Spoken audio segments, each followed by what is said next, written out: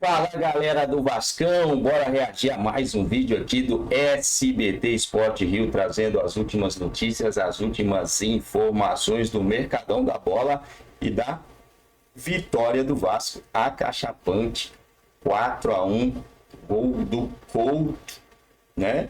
Coutinho fez gol, Verratti, o Vasco jogou bem, galera, jogou bem. Vamos ver como esse time vai se comportar nas mãos do Carille. A tendência é que seja um time bem defensivo, né? Colocando algumas peças pontuais ali para trabalhar ao lado do Coutinho.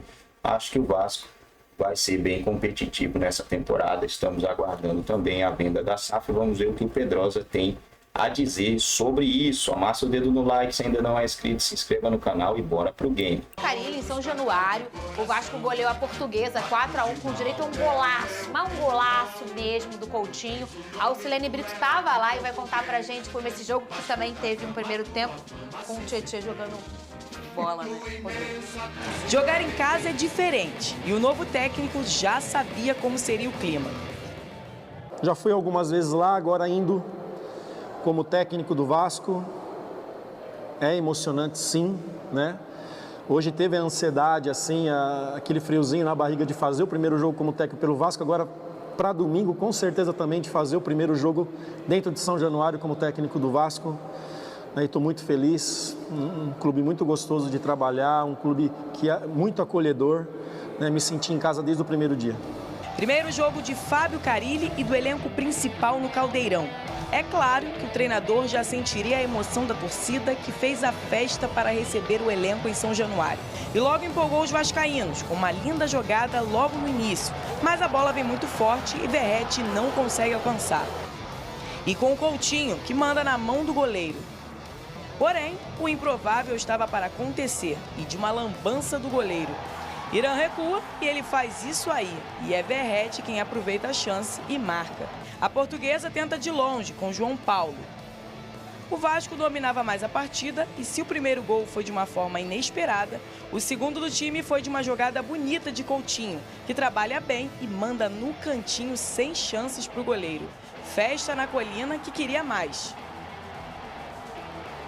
Paulinho manda na área, mas ninguém consegue chegar. Então, a Portuguesa é quem acaba pressionando e João Paulo faz esse belo gol. Segundo tempo, o Vasco começou mais devagar, até que Carille coloca o que a torcida já pedia. Payet no lugar de Coutinho. Mas a Portuguesa tenta crescer e arrisca. Piton trabalha bem e arrisca de longe para a defesa do goleiro da Lusa. E então, Paulo Henrique recebe boa bola de Hugo Moura, que joga para Maxime Rodrigues, que devolve para PH fazer esse belo gol. E aí a barreira virou baile. A torcida queria mais e teve. Verratti se antecipa e só manda para o fundo da rede. Goleada do Vasco, 4-1. O primeiro desafio de Carille em São Januário com o elenco principal deixou a torcida que compareceu num domingo à noite satisfeita e ainda manteve o time sem perder em casa no estadual. O resultado ainda fez o Vasco subir na tabela, ficando mais perto da zona de classificação para as semifinais do Carioca. E o Pirata, será que o Pirata vai renovar? A gente já tem essa informação. É drone do Pedrosa, daqui a pouco ele vai contar pra gente, mas antes eu quero que você me fale o que você achou desse Vasco. Uma goleada, a gente olha, parece que foi fácil. Sim. O Vasco fez um bom jogo, mas não foi a Portuguesa também não tava, né? Não. Foi um jogo, principalmente, sobretudo no primeiro tempo, foi um jogo bem pegado, né, Pedrosa? Eu vejo muita gente falando sobre o nível do futebol carioca e realmente é baixo, tá? Isso é óbvio. Mas a gente tem que analisar o que a gente tá vendo. A régua que a gente tem para analisar, infelizmente, nesse momento, é o Campeonato Carioca. E dentro do Campeonato Carioca, a equipe do Fábio Carille, tanto contra o Madureira quanto contra a Portuguesa, fez boas partidas. Principalmente no setor de meio campo, que é um setor que vem se tornando o mais forte do Vasco da Gama. O Jair, o Tietê e o Paulinho, junto com o Coutinho, estão dando muito mais condições do Vasco conseguir soluções e não ficar só refém do Paulo Henrique ou do Lucas Piton no cruzamento pro Verratti. Isso é muito importante. O cara ele tem conseguido construir mais por dentro. Você foi muito bem quando você cita o Tietê, Fernanda, porque ele é um cara que mudou a dinâmica do Vasco da Gama. Ele é um cara que consegue aparecer todo o tempo para os zagueiros poderem jogar. Você não vê a bola queimando no pé do zagueiro porque o Tietê tá aparecendo, o Paulinho tá aparecendo e o Jair nem se fala. Eu sou muito fã do futebol do Jair. Então esse meio engrena, porque tem um jogador que é qualificado para achar passes e tem dois jogadores que aceleram, que é o Tietê e o Paulinho. Então quando o Vasco precisa contra-atacar, eles aceleram o jogo. Essa intensidade que muitas vezes faltou no Vasco na temporada passada. Coutinho, nem se fala, volta fazendo um golaço, um jogador extremamente qualificado que precisa ainda aprimorar essa parte física para aguentar mais tempo, mas é completamente normal também pelo segundo jogo na temporada. E o homem é impressionante, ele fede a gol. Até de costela ele fez gol ontem. É impressionante, é um negócio assustador. Ah, porque o Verratti é ruim com o pé. Ah, porque o Verratti não é bom tecnicamente. Meu amigo, ele faz gol. O Verratti, para você ter uma noção, ele tem 77 jogos com a camisa do Vasco. 36 gols e 4 assistências. São 40 participações em gols em 77 jogos. Ou seja, ele tem uma média de participação por gol maior que meio por jogo. Então, jogo sim, jogo não, vai ter alguma coisa do Verratti. Ou seja, metade dos gols do Vasco, exatamente. Ou mais, talvez. Ele jogando 77 jogos, 36 gols e 4 assistências. São 40 participações em gols. Então é assustador, cara. É um cara que é extremamente impressionante. E ele fica ou não fica? Ah, a boa notícia é que ele fica. Cadê? Mas você fala isso. Ô, DJ Careca, você não tá com música boa hoje? O homem tá animado. Imagina, eu não vou nem falar quem que saiu lá do meu time, que eu fiquei mal. Não fala comigo. Cadê a música de animação? Porque Verratti fica no Vasco da Gama. Fica no Vasco da Gama. Lucas Pedrosa, drone seu. Exatamente. Drones de Lucas Pedrosa. Notícia exclusiva que a gente trouxe ontem no canal do Pedrosa, na live. Eles chegaram a um acordo verbal para a renovação do Verratti.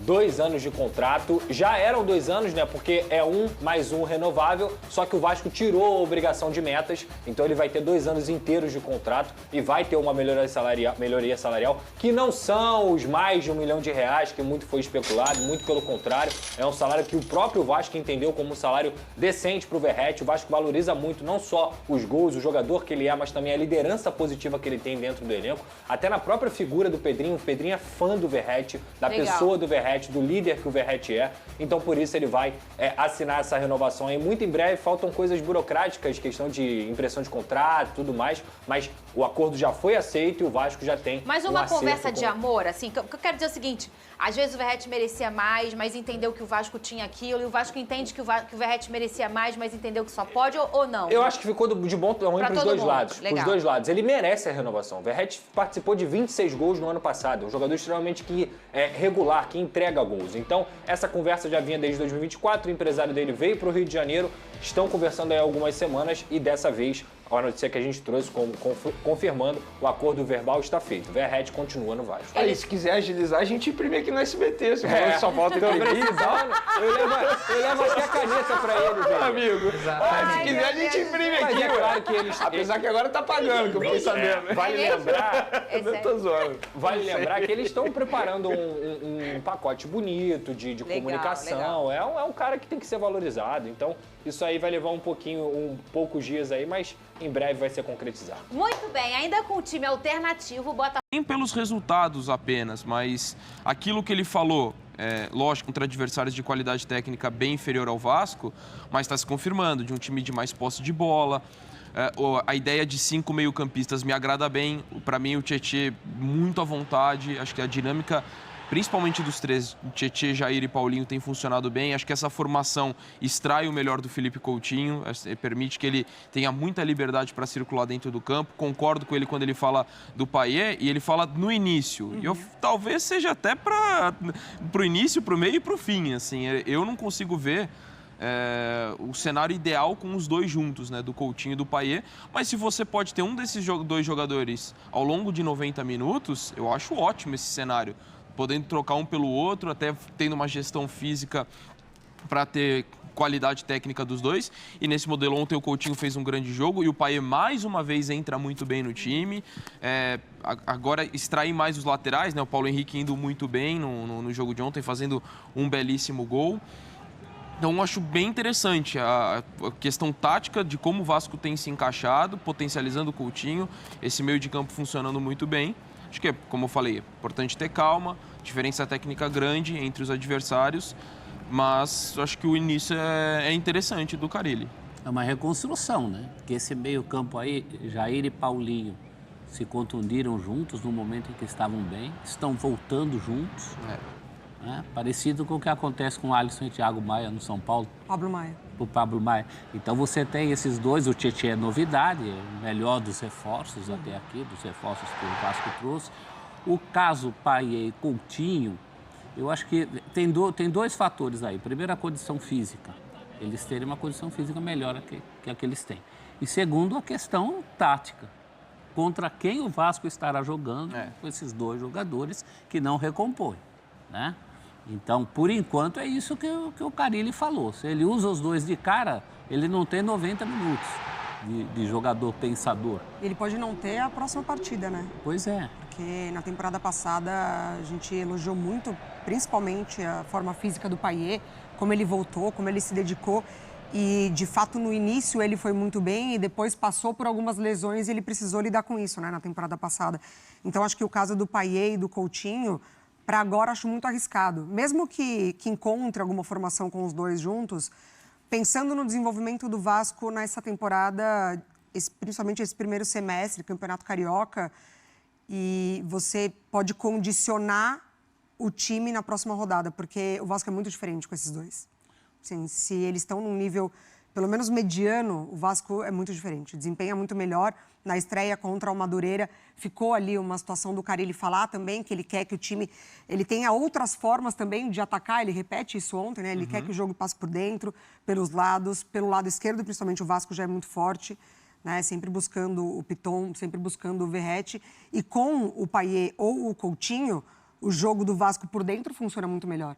Então, se você já aposta nesses dois caras de uma vez, acho que tem que ter muito cuidado a parte física deles para não prejudicar o Vasco numa sequência. Esse elenco está precisando assim de mais opção de jogador pelo lado. Concordo. A gente sabe que o Vasco não tem toda a condição financeira do mundo, mas assim, um sacrifício para trazer um bom jogador de lado de velocidade, mudaria assim, né, esse time de patamar. Sim. Porque esse time tem coisas que nem todo mundo tem. Tem um goleador como o Verratti, de presença na área. Ontem ele fez um gol que dificilmente outros times fazem, porque não tem aquele cara lá na frente para levar a bolada que ele levou.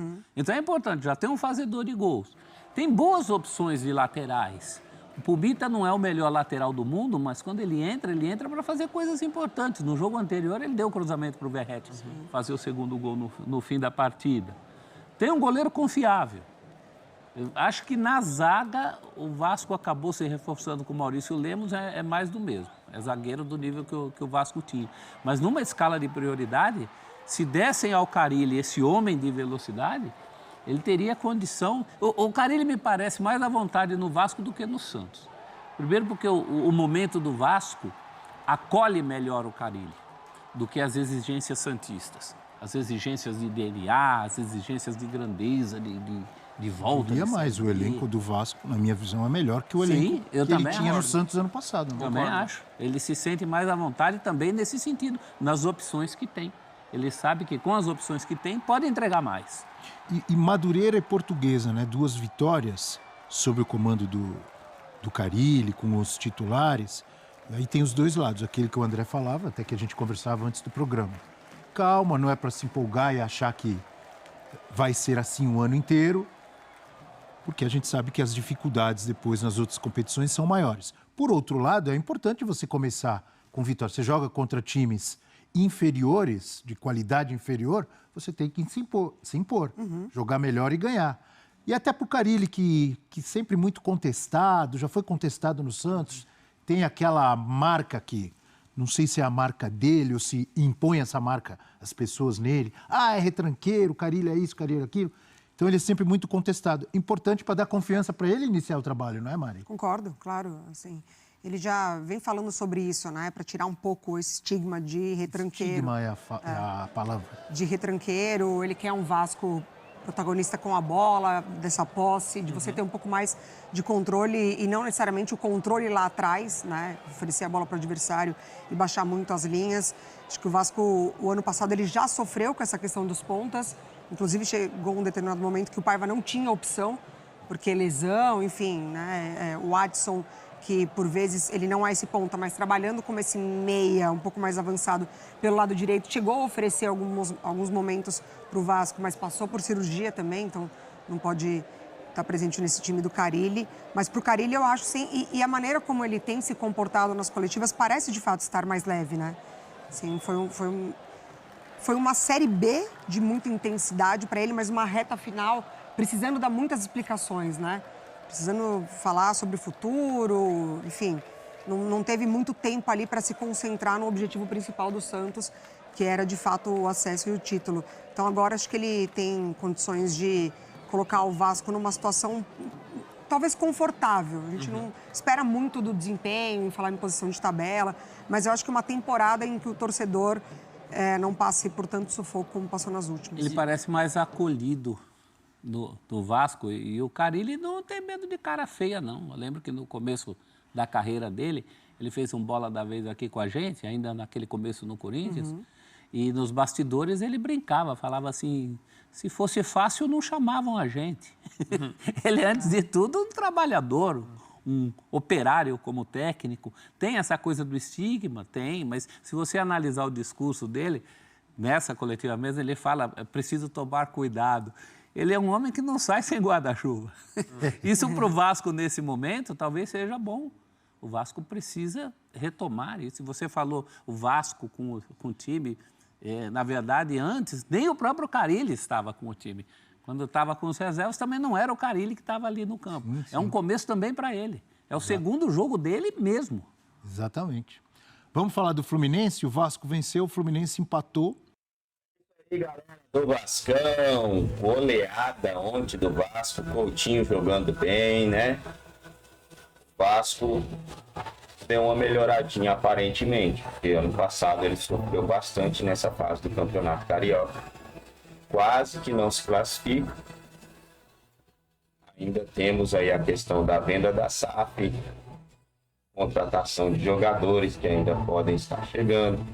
Tem muita coisa para acontecer nessa temporada no time do Vasco. Eu acredito que as coisas vão dar uma melhorada aí para a torcida da Colina. Tomara que o Vasco consiga disputar bem essa competição do Campeonato Brasileiro e chegar na fase mata-mata do Carioca, né, galera? Vamos dar uma olhada aqui quando vai ser o próximo clássico aí do Vasco, a gente ter a noção aí, medir, né, como o Vasco vai se comportar diante de um clássico.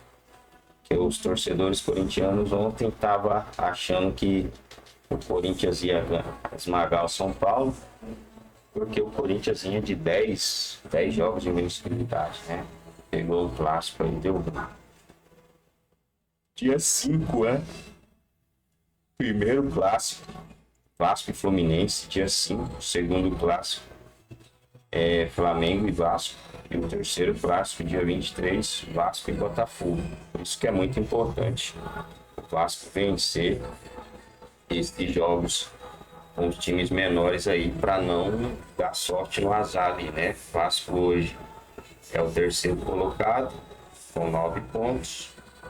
Flamengo é o quarto, o primeiro colocado o segundo colocado Volta Redonda, o primeiro colocado é o Macaé.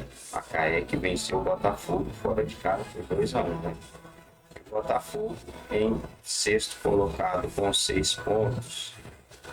Provavelmente teremos aí um Botafogo ou um Fluminense fora da briga, até porque o Vasco já conseguiu esses 3 pontinhos a mais aí, que é algo muito importante para esse campeonato, né, galera?